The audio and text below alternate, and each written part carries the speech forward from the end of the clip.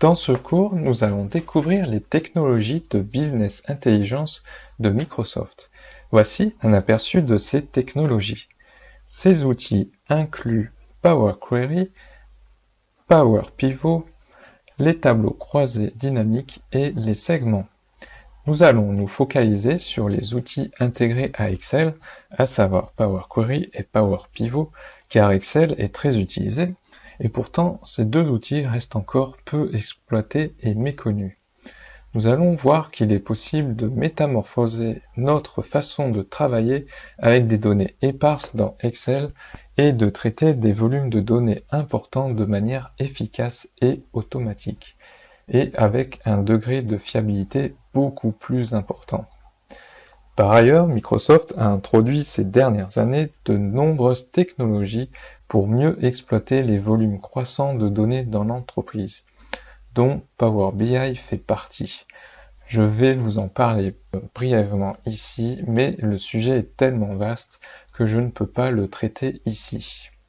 Alors pour commencer, qu'est-ce que Power Query ?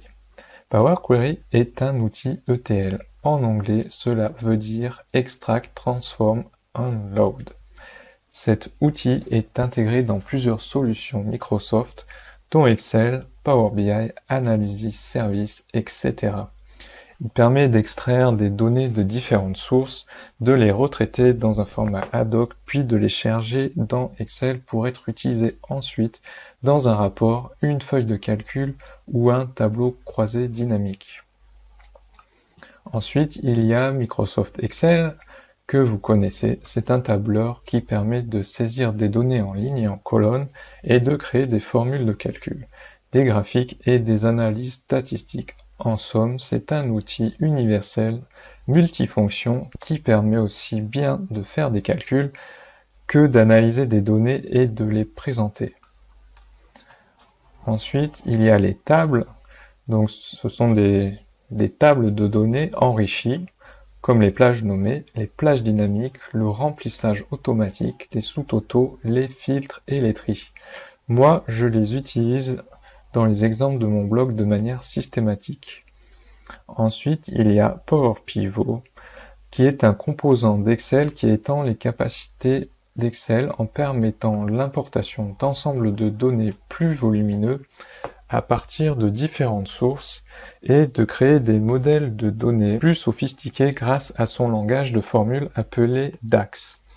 Alors, Power Pivot est apparu pour la première fois en 2008, sous forme de module complémentaire gratuit pour Excel.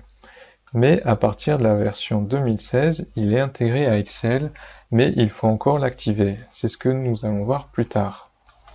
Ensuite, il y a Power BI, qui est une solution analytique qui permet de visualiser des données et de les partager dans une organisation. Cette solution permet, comme Power Pivot, de créer un modèle de données et de se connecter à des centaines de sources différentes et de réaliser des tableaux de bord dynamiques. Power BI est disponible au public depuis 2015. Power BI existe en version desktop comme Excel et en version online. Donc cette version vous fournit un site sur lequel les utilisateurs peuvent télécharger et partager des rapports avec d'autres utilisateurs, gérer des jeux de données, planifier l'actualisation automatique des données et utiliser des fonctionnalités avancées d'intelligence artificielle pour, par exemple, interroger le modèle de données en langage naturel. Ensuite, il y a Power Apps.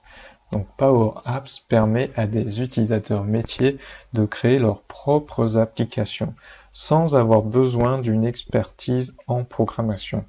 La conception est visuelle et intuitive avec une fonctionnalité de glisser-déposer et une apparence familière comme avec d'autres produits comme PowerPoint.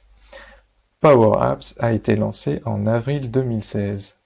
Enfin, il y a Power Automated qui s'appelait précédemment Microsoft Flow, qui est un service basé sur le cloud et qui permet l'automatisation des tâches et des processus métiers dans des applications et services courants, comme Office 365, Salesforce, Dynamics 365 et bien d'autres.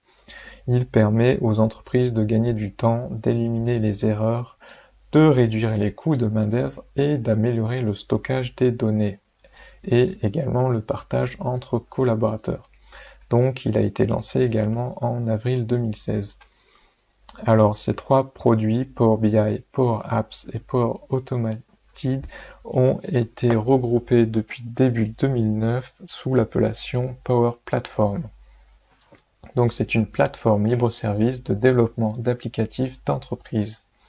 Ces outils permettent en somme aux utilisateurs de manipuler, de visualiser, d'automatiser les processus et d'analyser facilement les données.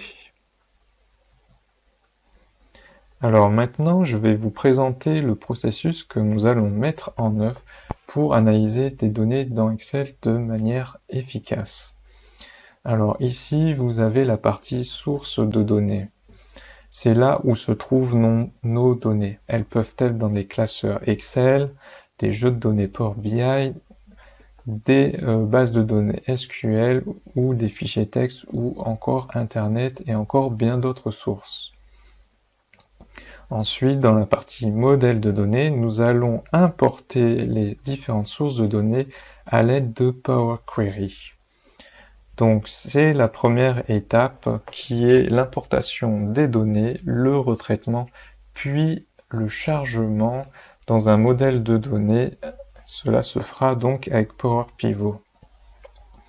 Dans Power Pivot, nous allons pouvoir créer des relations entre les différentes sources de données, créer des champs calculés qui pourront être ensuite visualisés dans les tableaux de bord Excel. Et enfin, en deuxième étape, nous avons l'actualisation des données.